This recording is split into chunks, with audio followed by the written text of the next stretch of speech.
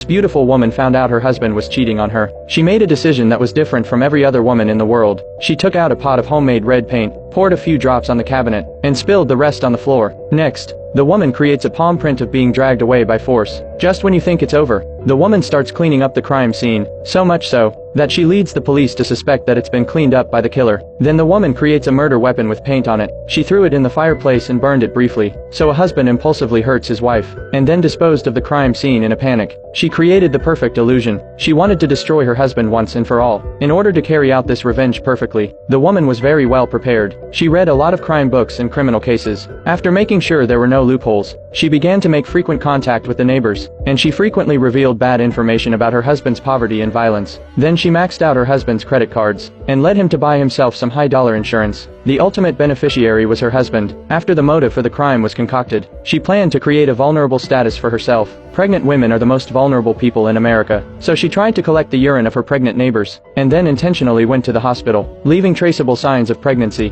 But that wasn't enough. She wrote 300 diary entries in the shortest time possible. From the beginning of their fairy tale love to the annoyance and alienation after marriage, even the imaginary domestic violence of her husband. After completing these fabrications, she threw it into the fireplace once again. It burned for a while, but it didn't hurt to see what was inside. So when everything was ready, after making sure her husband was out of the house, the woman wore gloves and broke the coffee table. She began to set up the perfect crime scene, leaving enough holes to arouse suspicion. Then the woman disappeared in her car. She changed her face and went to a different place. After the woman disappeared, as she expected, the police found a lot of clues: the journal, the murder weapon, and so on. Nick had been convicted of hurting his wife.